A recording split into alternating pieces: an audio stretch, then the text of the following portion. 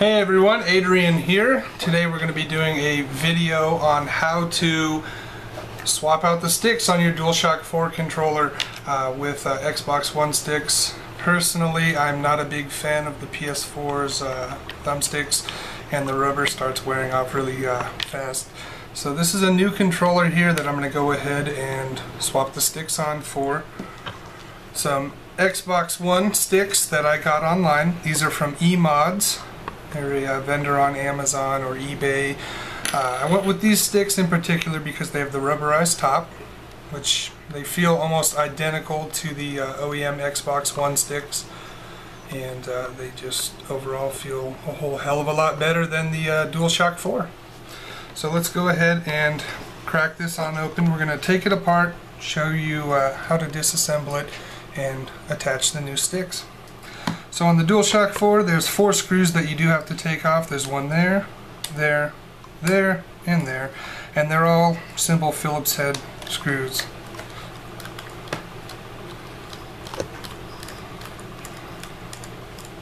Alright, now I recommend having a plate or, a towel, something of white color to catch the screws if they accidentally drop, so that way you'll see them easily.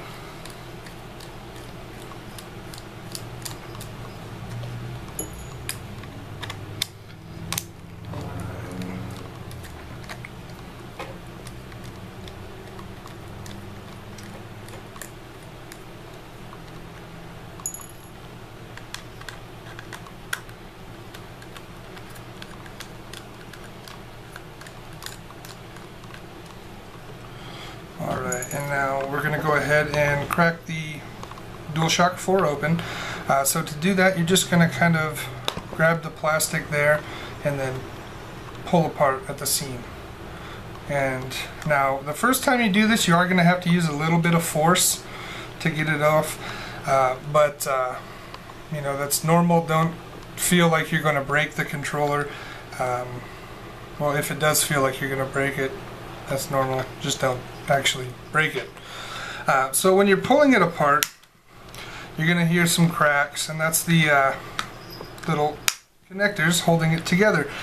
And when pulling it apart, very important not to just pull directly back, but to actually move the back shell up a little bit over the triggers. And so that way it just pops right off. And then you're met with all sorts of ribbon cables and stuff that looks very intimidating if you've never done this before, but very simple. And the first thing you're going to want to do is just disconnect the ribbon cable for the LED light bar. Very simple. You just grab the cable and pull, and just go ahead and set that off to the side. Next thing is the battery. Again, very simple to remove. Whatever you do, you don't want to pull directly from the cords. You want to try to get as close to the plastic as you can, and then just gently wiggle it on out, and then just set it off to the side here.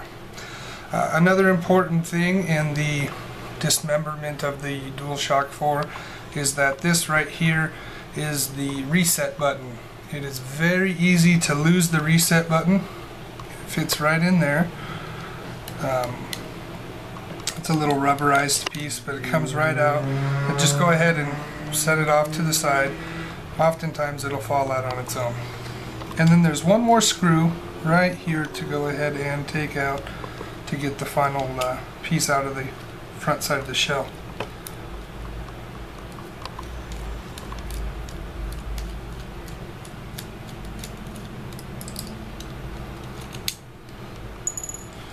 Alright. And then to actually gain access to the thumbsticks, you're going to need to remove the ribbon cable right here. This little piece, this little blue tab right here. This connects the touchpad digitizer to the board on the controller. So just go ahead and gently pull it out. Don't pull too hard, because you don't want the ribbon cable to come out of the touchpad. And then just go ahead and gently start removing the controller. And it'll come out as one piece, just like that. Make sure not to attempt to remove the triggers or anything like that. Putting them back on is an extreme pain, and I wouldn't recommend it. This is the controller. We're not doing anything to this part of the controller, so you can pretty much leave it be. The share button and the options button do tend to fall out very easily though, so careful with that. And just put that off to the side. Alright, so we have here our thumbsticks. And just give them a good pull. They pop right off. And just go ahead and put them off to the side. Just like that.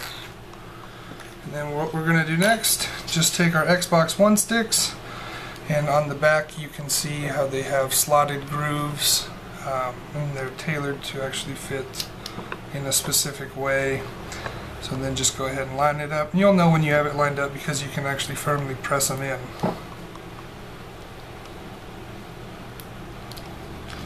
Just like that. It's pretty simple. And we'll go ahead and start reassembly now.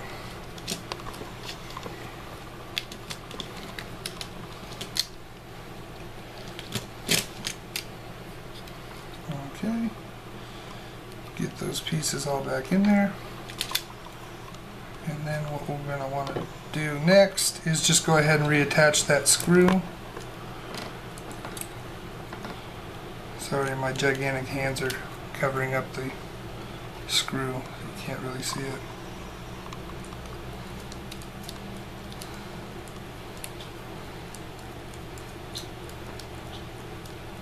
And with these particular screws, well, this particular screw, you don't want to tighten it too hard because it is connected directly to the board of the controller, and over tightening that can damage the controller. And then we're going to go ahead and reconnect the ribbon cable right here. This part can be a little frustrating to do, but it's overall it's not too hard. If you have a pair of tweezers or needle nose pliers, it's pretty simple.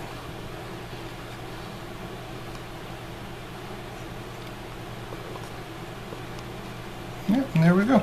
So we got that plugged in. The screws on there. Next thing, we'll go ahead and reattach the battery. Again, this has a little cutout on it, so you can see which side to plug it into. It only fits one way. And then just go ahead and insert it back on in there. Okay, and then we're going to put the share, or the this is the reset button for the controller. Again, this one has little grooves cut into it too, so it only fits one way.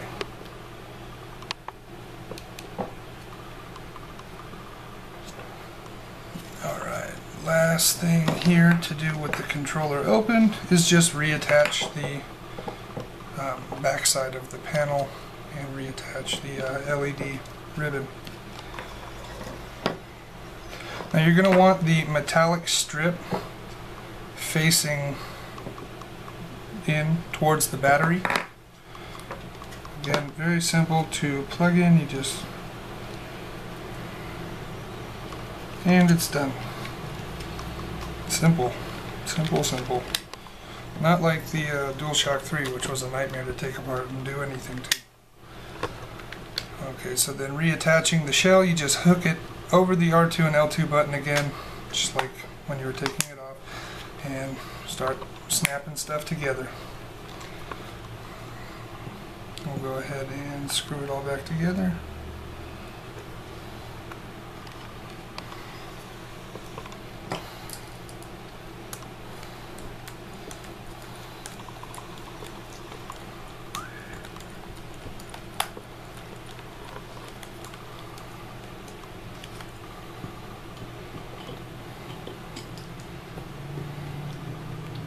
These screws are very tiny, so they're easily lost, so just try to keep track on the best you can too.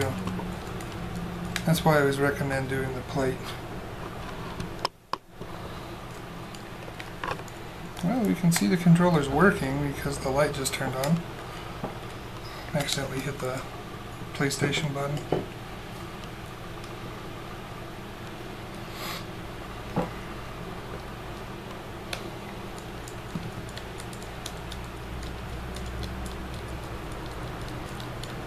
Okay. Alright, that one's in there. Should just be one last screw.